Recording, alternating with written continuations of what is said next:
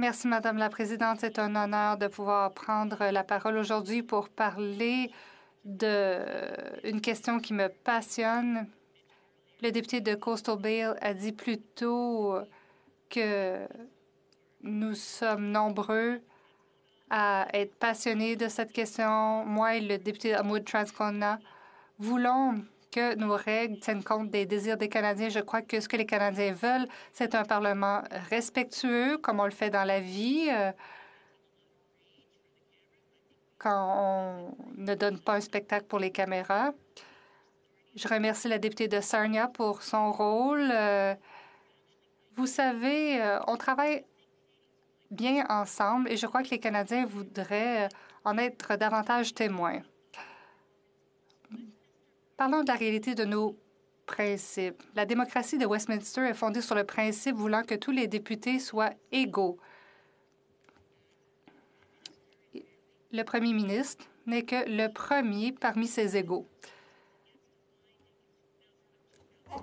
J'ai eu une étude de 2008 de l'Université Queen's à Kingston, au Centre de l'étude de la démocratie, qui a conclu que notre Parlement est devenu axé sur le centre et dominé par les partis. Je ne crois pas que c'est ce que les Canadiens veulent et ce n'est pas notre tradition parlementaire. Il y a des tendances qui sont dérangeantes et je crois qu'on peut avoir des normes pour changer ces tendances. D'abord, j'aimerais me concentrer sur certains enjeux importants et ensuite, j'espère qu'il me restera assez de temps pour parler d'autres problèmes. Première chose, il est évident, je vous parle sur Zoom. Qui aurait cru cela il y a un an? Notre Parlement se réunit virtuellement et notre président est dans le fauteuil et porte un masque. Ce sont toutes de nouvelles innovations en réaction à une pandémie. J'aimerais proposer que le comité examine la possibilité de créer un règlement pour les urgences en santé, soit des pandémies ou autres, qui nous empêchent de nous réunir en personne. Il faut préserver le règlement. Pour ce qui est du vote à distance, je crois qu'il ne faut pas avoir de vote à distance, sauf dans des circonstances spéciales.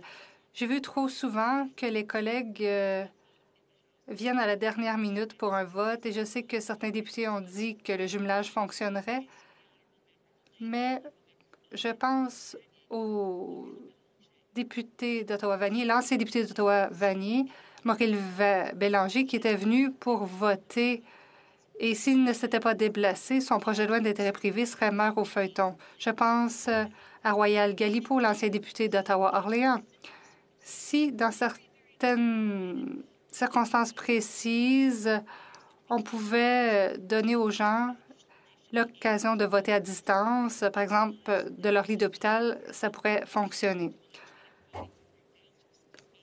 Il peut aussi y avoir le vote électronique pour accélérer les choses. C'est une chose que la députée de Sarnia et le député du Yukon ont proposé, mais je crois que ça ne devrait pas être la norme. Le fait de pouvoir se réunir compte pour la démocratie et ça nous aide aussi à avoir davantage de discussions. L'autre changement au règlement que j'aimerais voir, c'est une préoccupation du député d'Elmwood Transcona et c'est la question de la convention de confiance ou quand la Chambre peut proroger ou mettre fin à ses travaux. Je pense au professeur Hugo Cyr de Laval et au professeur Peter Russell de l'Université de Toronto. Ces deux universitaires ont proposé à cette Chambre à diverses occasions qu'aucun premier ministre ne devrait pouvoir aller voir le gouverneur général pour demander la dissolution de la Chambre sans d'abord obtenir l'approbation de la Chambre des communes au moyen d'un vote. Aussi, j'espère que le comité va se pencher sur le vote de non-confiance constructif proposé par Peter Russell et Hugo Cyr, et cela, c'est possible en Allemagne et en Espagne, par exemple.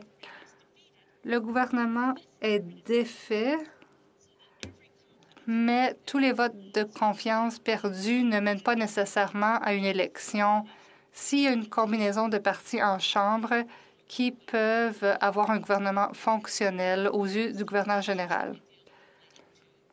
Il y a aussi des questions liées au décorum et au respect des uns des autres à la Chambre.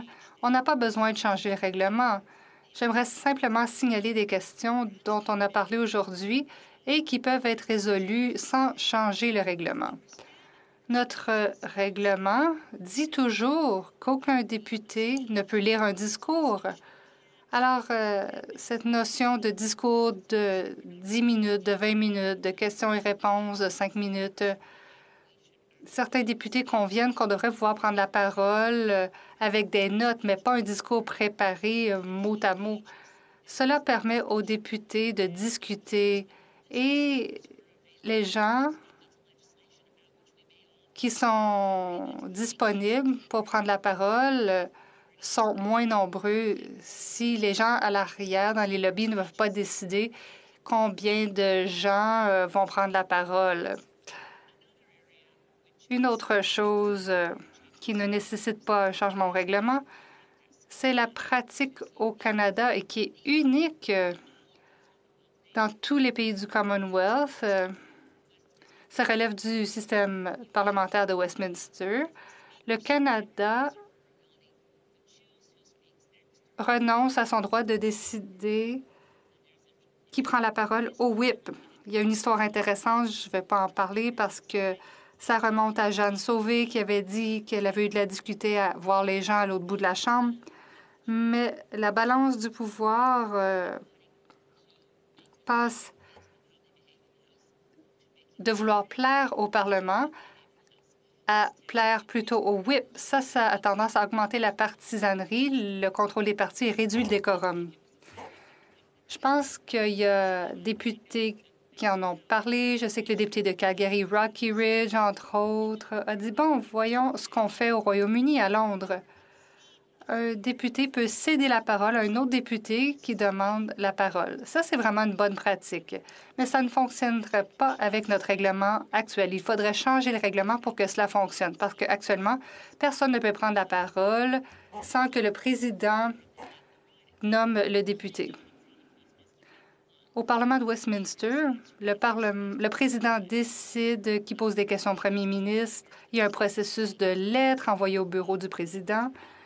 Mais aussi, une fois que le président a cédé la parole au député de peu importe où, je peux me servir de l'exemple. Enfin, ça importe peu, mais le député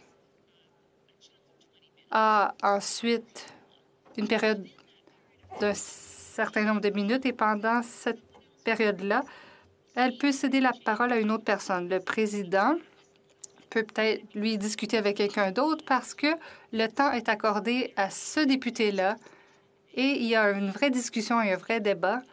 Et parfois, il parle aussi sans note parce que c'est interdit au Royaume-Uni.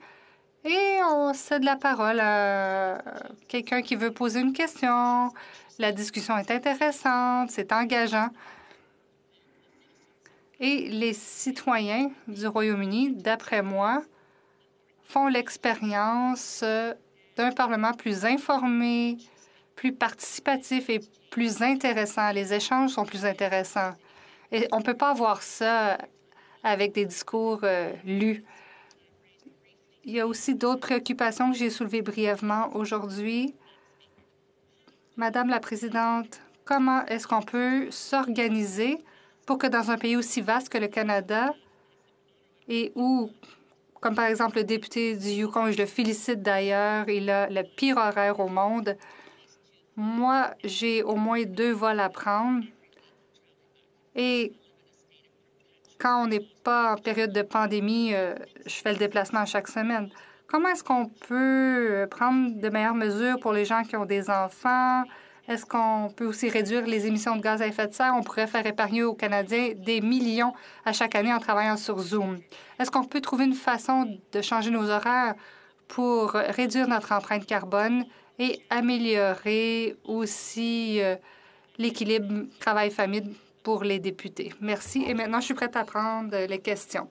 Le député de Coast of Bays Central, notre... Le député.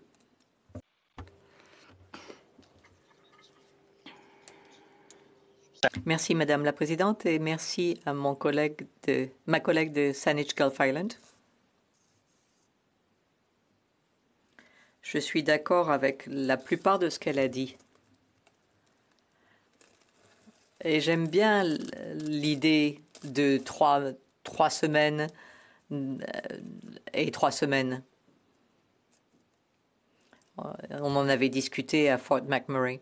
Je voudrais savoir ce qu'elle pense de la chambre parallèle. Saanich Gulf Islands. Thank you, Madam Speaker. To my honorable colleague from Coast. La députée, je remercie mon collègue. Plus cela va, plus les changements structurels sont intéressants. Quand on est sorti de l'édifice du centre, j'ai pensé qu'on aurait 2 chambres. Le fait qu'ainsi, on pourra, dans 10 ans, la possibilité d'avoir 2 chambres. Frank Bayliss a travaillé à cette proposition et nous étions en faveur de cela, bon nombre d'entre vous. Thank you, Madam Speaker. I think... Le député de Sherwood Park for Saskatchewan. Merci, Madame la Présidente, et merci à la députée. Je n'ai pas fait de chahut pendant qu'elle parlait. Je suis tout à fait d'accord avec ce qu'elle a dit sur le fait que le président de la Chambre est celui qui accorde la parole, mais ce n'est pas tant une question de règles que de pratique. Je suis d'accord avec ce qu'elle a dit sur les interjections, la façon dont on peut... Je me souviens avoir vu des gens débattre des droits de la personne, 2 personnes des mêmes partis qui s'interrompent, qui creusent la question. Et je me suis dit que c'était comme ça que devrait être le Parlement. Je voudrais parler de la prorogation. Elle propose une procédure. Ça vient peut-être de droits que nous avons en matière de coalition. Si nous n'avions pas d'autres gouvernements, c'est parce qu'au bout du compte, un libéral a décidé de ne pas aller de l'avant. Michael Ignatieff, à cause de la pression de la population, de l'opinion. Une question pour que la députée puisse y répondre. Thank you. Oh, sorry. Yes, the honourable member for Saanich. La députée. Merci à mon honorable collègue de Sherwood Park for Saskatchewan. J'ai beaucoup apprécié sa question. Les notions de confiance, la suggestion que j'ai faite en matière de vote de confiance ne repose pas sur un incident quelconque. Quelle est l'idée? L'idée, c'est qu'il faut remettre les choses à zéro. Elles sont normes. C'est une procédure normale dans une législature. Je ne serai jamais contre un gouvernement qui dira « on a fait ce qu'on avait l'intention de faire, il est temps d'avoir un nouveau programme ». Merci beaucoup, Madame la Présidente. J'ai bien apprécié dans la présentation de ma collègue le fait qu'elle souligne que malheureusement, trop souvent, certains de nos collègues vont lire des discours. Et moi, ce n'est pas une récrimination, mais c'est une constatation que je fais souvent. On nous demande d'être spécialistes de tout. Un jour, on parle de ressources naturelles, le lendemain d'affaires internationales. Malheureusement, on aborde tout en surface, jamais rien en profondeur. Donc, je suis d'accord avec elle et je crois qu'on gagnerait en profondeur si on demandait aux députés de se faire une tête et de ne pas lire simplement des discours qui ont été écrits par des adjoints et qui trop souvent nous donnent une fausse impression des débats qu'on a ici. Je ne sais pas si elle est d'accord avec moi. The honourable member for Saanich Gulf Islands. avec mon collègue, le député Jean Coeur, et je veux dire merci. C'est clair que les débats sont sur plusieurs enjeux. Pour moi-même, j'avais jamais fait un discours qui est écrivé par moi-même ou quelqu'un d'autre. Toujours, je parle avec mes notes, mes idées, de moi-même seulement. Mais c'est un faux débat quand on lisait les discours écrivés qu'un autre. En anglais, je veux dire, it's kind of like a bad high. C'est un peu comme une mauvaise pièce de théâtre de secondaire.